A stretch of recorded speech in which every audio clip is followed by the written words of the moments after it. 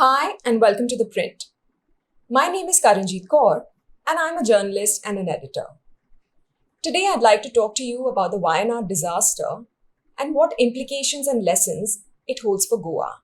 The worst piece of news I read recently was the planned burial of 31 unidentified victims and 158 body parts, all of this in Kerala's Wayanad district. These are the fatalities from the recent landslides, which have already claimed more than 385 lives, while 180 are still missing. Imagine the fury of a disaster that leaves behind a jigsaw puzzle of human remains too complex to piece together. We're just about halfway through 2024, and the deadly landslides are already the seventh natural disaster India has faced this year. The tragedy has cast a long shadow over Goa, where Chief Minister Pramod Sawant described the Wayanad disaster as an eye-opener for Goa. He made these comments in the State Assembly, instructing departments not to touch ecologically sensitive areas. Meanwhile, Goa's Revenue Minister Atanasio Monserrate claimed, and I quote, "No development is permitted in ecologically sensitive areas such as hilly regions with slopes, meaning the gradient is more than 25%, low-lying paddy fields, khazan lands, forest lands, and mangroves." Now, we'll see where these promises land in the coming years. But if history is any guide, these are the vaporings of a government on the back foot in the aftermath of a serious disaster. When it comes to the clash between ecology and development, the administration's track record speaks volumes. And nature always seems to be on the losing end of this rigged game. CM Sawant's remarks prompted environmentalist Claude Alvarez, who is the director of the Goa Foundation, to point out that Goa's Town and Country Planning Department had already approved 45 applications for converting nearly 8 lakh square meter of hill slopes into settlements. In a press note, Alvarez said, "How demarcation of a hill slope, which is based on Survey of India topo sheets, can be considered an error is simply beyond the imagination of the public." Now, while civil society organizations grapple with the state's creative interpretation of topography, an even more insidious threat is lurking in our lowlands. It isn't just Goa's hills, forests, or beaches that are endangered.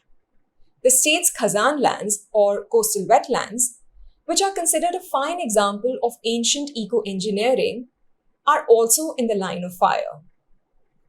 These lowlands have been reclaimed from Goa's rivers and seas, and they represent human ingenuity completely in sync with the ebbs and flows of nature. What is a khazan? I'll explain.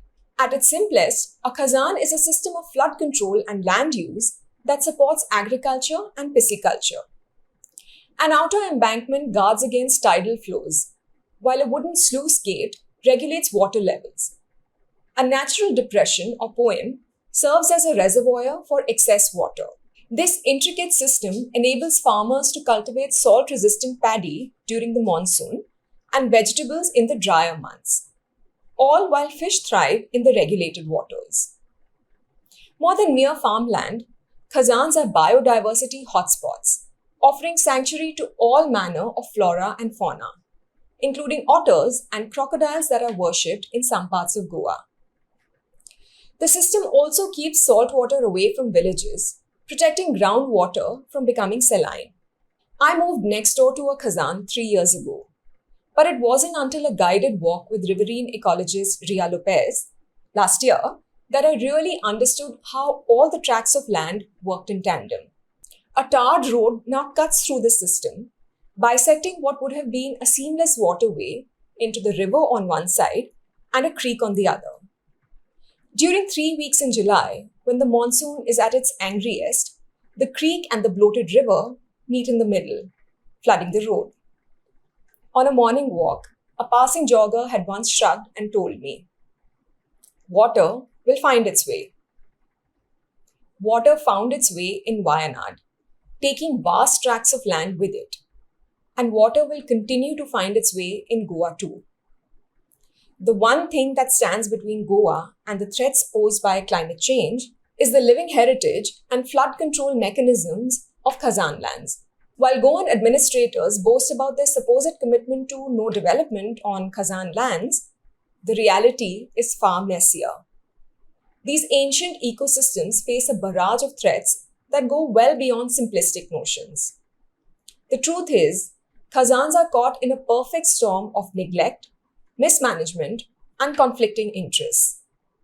As journalist Gerard D'Souza pointed out, several Khazans have been abandoned for farming in recent years due to breached embankments that have fallen into disrepair. He told me, all the fields in my village in Rivora would once be cultivated. Now, they are all abandoned. Several Khazans are also being converted into fish and prawn farms, which are typically more profitable. These require salt water, and this also leads to conflicts with those who want to continue practicing agriculture on that land. Now, coming back to Wayanad. The most tragic aspect is that environmentalists had predicted a situation exactly like this years ago. They have been sounding alarms about the destruction of the Western Ghats like a chorus of Cassandras. This included Indian ecologist and academic Madhav Gadgil. He headed the Western Ghats Ecology Expert Panel.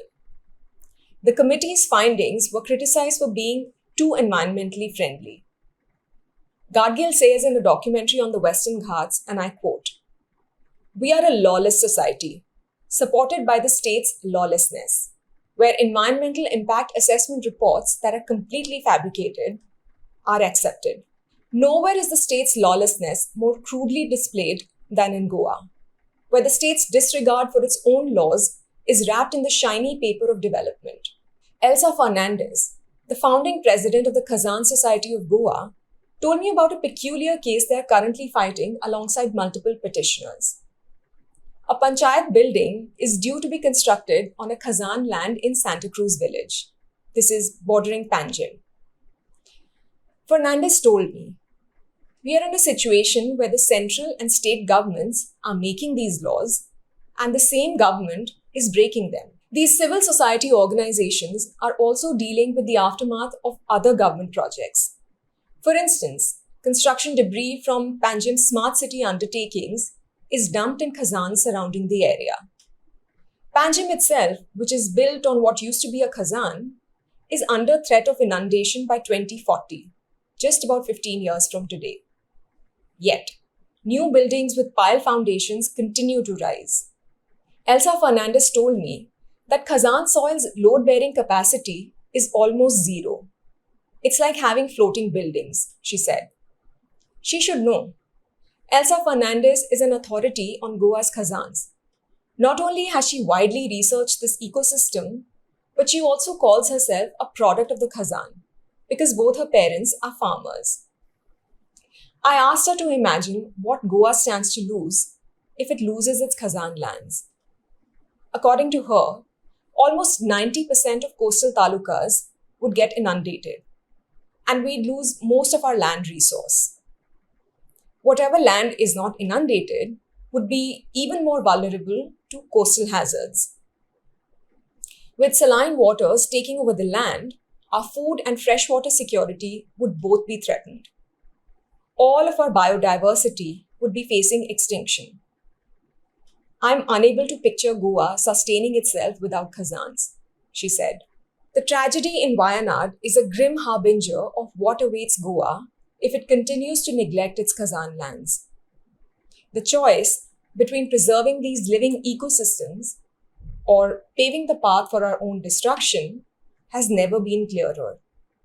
In our misguided march towards progress, Goa stands to lose not just its Khazans, but also its final lifeline in the face of climate change.